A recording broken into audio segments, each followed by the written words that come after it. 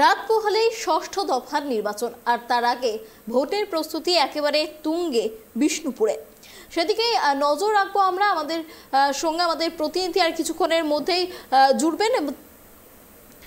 আপনাদের জানিয়ে রাখি যে রাত পোহালেই যে ষষ্ঠ দফা নির্বাচন, সেই নির্বাচনকে কেন্দ্র করেই বিষ্ণুপুরে কিন্তু জোর কদমে ভোটের প্রস্তুতি পর্ব চলছে। আমাদের সঙ্গে আমাদের প্রতিনিধি রয়েছে সঞ্জীব। সঞ্জীব, দেখো, তোমার কাছে প্রথমেই যেটা জানতে চাইবো যে রাত পোহালেই নির্বাচন, শেষ মুহূর্তের প্রস্তুতি কেমন দেখতে পাচ্ছ?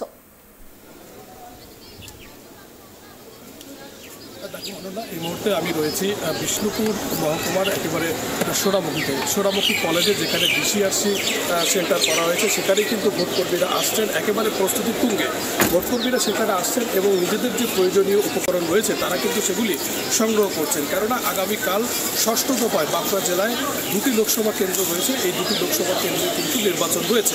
আমাকে জানিয়ে রাখা ভালো যে 2টি লোকসভা কেন্দ্রে মোট বুথের সংখ্যা প্রায় 3500। বাঁকুড়া লোকসভা কেন্দ্রে এবং লোকসভা এবং বিষ্ণুপুর লোকসভা, এই 2টি কেন্দ্র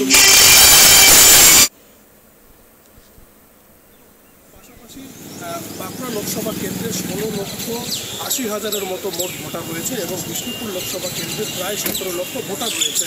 স্বাভাবিকভাবেই তুমি বুঝতে পারছো যে প্রতিটি ডিসিআরসি সেন্টারে একেবারে কড়া নিরাপত্তায় মুড়ে ফেলা হয়েছে। পাশাপাশি আগামীকাল যাতে ভোট শান্তিপূর্ণভাবে সম্পন্ন হয় সেদিকে যেমন করা রয়েছে ইলেকশন কমিশন, পাশাপাশি বাঁকুড়া জেলা পুলিশ কমিশন অত্যন্ত সতর্ক রয়েছে। আগামীকাল যে ভোট রয়েছে তার ভাগ্য নির্ধারণ হবে 4 জুন। সেদিকেই তাকিয়ে রয়েছে সকলেই। এই 2টি লোকসভা কেন্দ্র কার দখলে যায়। অনন্যা, একেবারে অনেক ধন্যবাদ সঞ্জীব আমাদের সঙ্গে থাকার জন্য। আপনাদের আরো একবার জানিয়ে রাখি, রাত পোহালেই ষষ্ঠ দফার ভোট, বিষ্ণুপুরে জোর কদমে চলছে ভোটের প্রস্তুতি এবং সকাল থেকেই বিষ্ণুপুর কেজি ইঞ্জিনিয়ারিং কলেজে ডিসিআরসি সেন্টারের প্রস্তুতি তুঙ্গে। ধীরে ধীরে পোলিং পার্সেন্টরা এসে উপস্থিত হচ্ছেন এবং কড়া নিরাপত্তার মধ্য দিয়ে শুরু হয়েছে ডিসি কেন্দ্র থেকে ইভিএম বিতরণের কাজ।